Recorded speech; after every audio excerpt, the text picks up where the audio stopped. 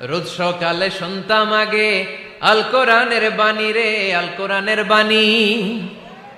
এখন শুনি সারে গামার দীপ্ত ফ্যান ফ্যানানি।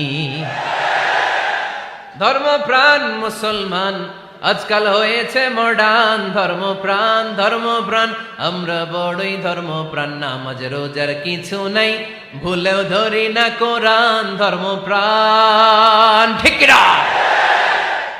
প্রতিদিন কোরআন শিখায় যে তার পকেট যায় ফাঁকা রে, তার পকেট যায় ফাঁকা। সপ্তাহে 2 দিন গান শিখায় যে নেয় তো 1000 টাকা। ধর্মপ্রাণ মুসলমান আজকাল হয়েছে মডার্ন। ধর্মপ্রাণ ধর্মপ্রাণ আমরা বড়ই ধর্মপ্রাণ। নামাজ রোজার কিছু নাই, ভুলেও ধরি না কোরআন। ধর্মপ্রাণ। মুসা আলাইহিস সালাম ফেরাউনের সামনে যেয়ে দাঁড়ালেন। ফেরাউনের জাদুকররা বিশাল বড় বড় বাঘ বানালো, সিংহ বানালো, সাপ বানালো। মুসা আলাইহিস সালাম দেখে ভড়কে গেলেন, ভয় পেয়ে গেলেন। আল্লাহ বললেন, মুসা ভয় নাই, তোমার লাঠিটা খালি ফেলো। কি ফেলো? মুসা আলাইহিস সালামকে একটা লাঠি দিছে কে? লাঠি ফেলার সাথে সাথে মুহূর্তের মধ্যে হাইয়াতান তাসআ, বিশাল এক অজগর সাপ। এই বিশাল অজগর সাপ ফেরাউনের জাদুকরদের বানানো সব ভাগ, ভাল্লুক, সিংহ আর সাপগুলো রেখে বিশাল ফানা ধরে আছে। আর সাপ বলতে শুরু করেছে, আর কি আছে নিয়ে আয়। সুবহানাল্লাহ কইতে পারলেন না? এই দৃশ্য দেখার সাথে সাথে ফেরাউনের রাজপ্রাসাদের সামনে যতগুলো জাদুকর ছিল, কোরআন বলে ফাউলকিয়াস সাহারাতু সাজিদিন। এই দৃশ্য দেখা মাত্রই ফেরাউনের নিয়ে আসা বড় বড় জাদুকরগুলো মুসা আলাইহিস সালামের সামনে দাঁড়িয়ে আল্লাহর জন্য সেজদায় লুটিয়ে পড়েছে। ফাউলকিয়াস সাহারাতু সাজিদিন, সেজদায় লুটিয়ে পড়ে ঘোষণা দিল, আমি ফেরাউনরে মানি না, আমি কোন নাস্তিককে মানি না, আমি মুসার রব, হারুনের রব, বনি ইসরাইলের রব, আল্লাহর জন্য সেজদায় লুটিয়ে পড়লাম। চিল্লায় পড়েন আল্লাহু আকবার। মুহূর্তেই এক সেজদার কারণে তাদের নসিবে হেদায়েত দিয়ে দিয়েছে কে? পৃথিবীর কেউ কাউরে হেদায়েত দিতে পারে? অনেক বাবা ছিল নবী, ছেলের কপালে হেদায়েত নাই, আছে না নাই? অনেক ছেলে ছিল নবী, বাবার কপালে হেদায়েত নাই, আছে না নাই? হেদায়েত দেওয়ার মালিক একজন, চিল্লায় বলেন তিনি কে? একটা সিজদা, একটা সিজদা, একটা সিজদার আদেশকে অমান্য করার কারণে ইবলিস জাহান্নামীদের সর্দার। চিল্লায় বলেন ঠিক কিনা? ওয়া ইয কুলনা লিল মালাইকাতি ইসজুদু লিআদম ফাসাজাদু ইল্লা ইবলিস আবা ওয়াস্তাকবারা ওয়া কানা মিনাল কাফিরিন। আল্লাহ বললেন, ও ফেরেশতা কুল সবাই আমার আদেশ মোতাবেক আদমকে সেজদা করো। সবাই সেজদা করলো, একজন ছাড়া, সে কে? অস্বীকার করলো, ওয়াস্তাকবারা, অহংকার দেখালো, ওয়া কানা মিনাল কাফিরিন, কাফেরদের অন্তর্ভুক্ত হলো, জাহান্নামীদের সর্দার হলো। কয়টা সেজদার আদেশ? আওয়াজ করে বলেন, কয়টা সেজদার আদেশ অমান্য করছে? সেজদা কয়টা দেয় নাই? আপনি দেন নাই কয়টা? হ্যাঁ, আমরা দেই নাই কয়টা? এক সেজদা না দিয়া জাহান্নামীদের লিডার।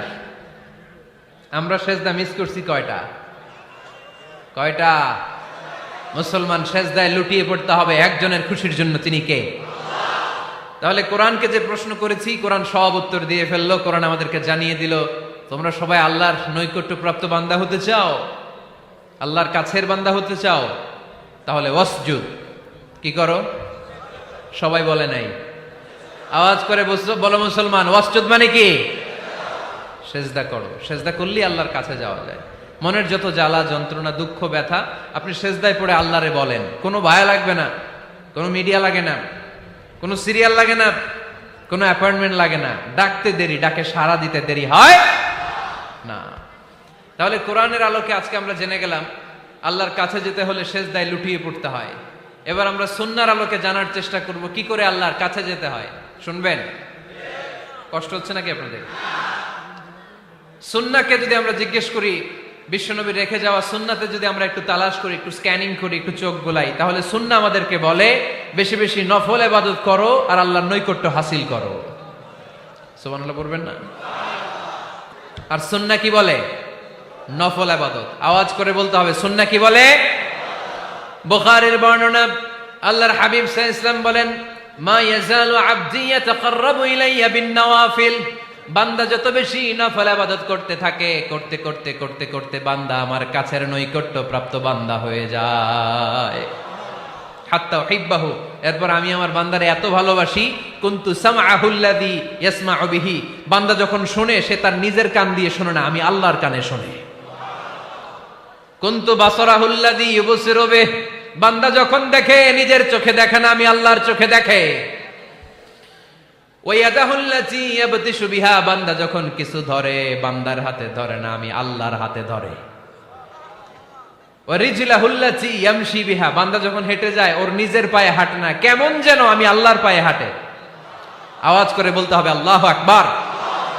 মানে আল্লাহ বুঝাতে চাইলেন আমি তখন তার কান হয়ে যাই, আমি তখন তার চোখ হয়ে যাই, আমি তখন তার হাত হয়ে যাই, আমি তখন তার পা হয়ে যাই, আমার আর তার মাঝে আর কোনো ফারাক থাকে না, সে আমার একেবারে নিকটে চলে আসে। আওয়াজ করে পড়েন সুবহানাল্লাহ। এজন্য বিশ্বনবী সাল্লাল্লাহু আলাইহি ওয়াসাল্লাম বদরের প্রান্তরে তলোয়ার নাই, ঘোড়া নাই, ওট নাই, সৈন্য সামন্ত নাই, না খেয়ে হাড্ডি সারা ৩১৩ জন মুসলমানকে নিয়ে আল্লাহর উপর ভরসা করে বদরের প্রান্তরে দাঁড়ালেন।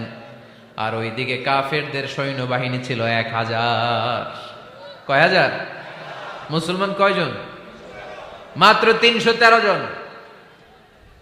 ওদের কাছে অস্ত্র শস্ত্রে সজ্জিত সেনাবাহিনী, বিশ্বনবীর ৩১৩ জনের কাছে তলোয়ার নাই, ঘোড়া নাই, কিচ্ছু নাই। বিশ্বনবী আল্লাহর উপর ভরসা করে এক মুষ্টি বালি নিয়ে ওয়াশাহাতিল ওযু, কাফেরদের চোখগুলো ধ্বংস হোক বলে তিনি বালুগুলো ছড়িয়ে দিলেন। মুহূর্তের মধ্যে ১০০০ সৈন্যবাহিনীর কাফের সৈনিকদের চোখের মধ্যে ধূলিকণা পৌঁছে দিল কে? আল্লাহর হাবিব সাল্লাল্লাহু আলাইহি ওয়াসাল্লাম বদরের প্রান্তর থেকে এক মুষ্টি বালু নিয়ে বললেন শাহাতিল ওযু, বলে তিনি বালু ছুড়ে মারলেন। ১০০০ সৈন্যবাহিনীর চোখের মধ্যে বালু ছড়াই দিছে কে? বুঝে শুনে উত্তর দিয়েন। এখানে ১০০০ লোক দাঁড়ানো, আমি বালু নিলাম, গায়ের যত জোর আছে সবার চোখের দিকে মারলাম। ১০০০ জনের চোখের ভিতরে ঢুকবে? সর্বোচ্চ ৫ জন, বেশি হইলে ১০ জন, তার চেয়ে বেশি হইলে ২০ জন, বেশি হইলে ৫০ জন। বুঝে শুনে উত্তর দিয়েন। আমার মুষ্টিবদ্ধ বালু ছুঁড়ে মারলে ১০০০ মানুষের চোখের মধ্যে পড়বে? আওয়াজ করে বলেন পড়বে। এজন্য আল্লাহ বলেন নবী ওটা তুমি মারো নাই, ওটা আমি মারছি। সুবহানাল্লাহ নাই? আল্লাহ বিশ্বনবীর ডেকে বলেন ওমা রামাইতা ইয রামাইতা ওয়ালাকিন্নাল্লাহা রামা। নবী হে, বালু তুমি ঠিকই তোমার হাতে নিয়েছো, কিন্তু আমি আল্লাহ নিজ দায়িত্বে ১০০০ কাফেরের চোখের ভেতরে বালুগুলো পৌঁছে দিয়েছি। তাহলে বান্দা যখন নফল ইবাদত করে তখন বান্দার হাত আর বান্দার হাত থাকে না, ওইখানে আল্লাহর হাত যুক্ত হয়ে যায়। বান্দার পা থাকে না, সেখানে আল্লাহর পা যুক্ত হয়ে যায়। বান্দা যখন দেখে নিজ চোখে দেখে না, আল্লাহর দৃষ্টিশক্তি সেখানে যুক্ত হয়ে যায়। চিল্লায় বলেন ঠিক কি না? এজন্য নফল ইবাদত করতে রাজি আছেন তো? সুনানে তিরমিজির বর্ণনায় আল্লাহর হাবিব সাল্লাল্লাহু আলাইহি ওয়াসাল্লাম বললেন হাদিসে কুদসি, কিয়ামতের দিন বান্দার যখন ফরজে ঘাটতি হবে, কিসে ঘাটতি হবে? ফরজে। আল্লাহ পাক বলবেন উনজুরু হাল্লি আবদি মিন তাতাওয়ু, ও ফেরেশতারা দেখো তো আমার বান্দা নফল করছে কিনা। ফরজে যেহেতু তার ঘাটতি, দেখো তো আমার বান্দার কোনো নফল ইবাদত আছে কিনা। ফেরেশতারা বলবে আছে। আল্লাহ বলবেন তাহলে ফরজগুলার যেহেতু ঘাটতি, নফল থেকে কিছু এনে ফরজে বসাই দিয়ে ওগুলোর ফরজ বানায় দাও। এজন্য নফল ইবাদতের দরকার আছে না নাই? ফরজ তো করাই লাগবে, এটা কম্পালসারি, এটার মাফ নাই, এটা অব্লিগেটরি। নফল করে আল্লাহর কাছে যাওয়া যায়, নফল হচ্ছে ওভার টাইম। নফল ইবাদত কেমন? আওয়াজ করে বলেন। তাহলে কোরআনের আলোকে আমরা জানলাম যে আল্লাহর কাছে যেতে হলে কি করতে হয়? সেজদা দিতে হয়। আর সুন্নাহর আলোকে আমরা জানলাম আল্লাহর কাছে যেতে হলে কি করার মাধ্যমে কাছে যেতে হয়? আওয়াজ করে বলেন। নফল ইবাদত করতে রাজি আছেন সবাই? সবচাইতে শ্রেষ্ঠ নফল ইবাদত হচ্ছে কোরআনের তেলাওয়াত, ঠিক কি না? আল্লাহর হাবিব সাল্লাল্লাহু আলাইহি ওয়াসাল্লাম বললেন নফল ইবাদতের মাধ্যমে আল্লাহর কাছে যেতে চাও, নৈকট্যপ্রাপ্ত বান্দা হতে চাও, আফদালুল ইবাদাতি তিলাওয়াতুল কোরআন। সবচাইতে যত নফল ইবাদতের লিস্ট হতে পারে, এই লিস্টে র‍্যাঙ্কিং এ ১ নাম্বার থাকবে কোরআনের তেলাওয়াত। এই কোরআন তেলাওয়াত করতে রাজি আছেন তো? আমার হাতে যে কিতাবটার নাম কি? সবাই বলতে পারেন নাই? আওয়াজ করে বলেন তো কিতাবটার নাম। এই কিতাবে ভুল আছে? সন্দেহ আছে? সংশয় আছে? এটা আলোর পথ দেখায়। এই কিতাব মানুষকে মানুষের মতো মানুষ বানায়, ঠিক কিনা? গরুর পেট থেকে বেরোলে ওটা গরু, ছাগলের পেট থেকে বেরোলে ওটা ছাগল হয়, মানুষের পেট থেকে বেরোলে ওটা মানুষ হয় না, ওটার মানুষ বানাইতে হয়। মানুষ বানানোর জন্য কোরআন পড়ার দরকার আছে না নাই? তাহলে নফল আবাদত করে আমরা আল্লাহর নৈকট্য পেতে চাই। এক নাম্বার যে আবাদতের কথা আপনাদেরকে শোনালাম সেটা হচ্ছে কোরআনের তেলাওয়াত। রাজি আছেন সবাই? ফজরের পরেই কোরআনের সুমধুর বাণীতে আমাদের গ্রামগুলো মুখরিত থাকতে হবে। আওয়াজ করে বলেন ঠিক কিনা? একটা সময় ছিল আমার বাংলার ৬৮,০০০ গ্রাম থেকে ফজরের পর কোরআনের ধ্বনি শোনা যেত। ৬৮,০০০ গ্রাম থেকে মক্তবগুলো থেকে আল্লাহর বাণী শোনা যেত। কিন্তু এখন নানা ষড়যন্ত্রের কবলে পড়ে আমাদের মক্তব বন্ধ হচ্ছে, আমাদের কোরআন তেলাওয়াত থেমে যাচ্ছে। কোরআনের তেলাওয়াত কশিন কালেও থামায় দেওয়া যাবে না। চিল্লায় বলেন ঠিক কিনা? রোজ সকালে শুনতাম আগে আল কোরআনের বাণী রে, আল কোরআনের বাণী। এখন শুনি সারে গামার দীপ্ত ফ্যান ফ্যানানি। ধর্মপ্রাণ মুসলমান আজকাল হয়েছে মডার্ন। ধর্মপ্রাণ ধর্মপ্রাণ আমরা বড়ই ধর্মপ্রাণ। নামাজ রোজার কিছু নাই, ভুলেও ধরি না কোরআন। ধর্মপ্রাণ ঠিক না? প্রতিদিন কোরআন শিখায় যে তার পকেট যায় ফাঁকা রে, তার পকেট যায় ফাঁকা। সপ্তাহে 2 দিন গান শিখায় যে নেয় তো 1000 টাকা।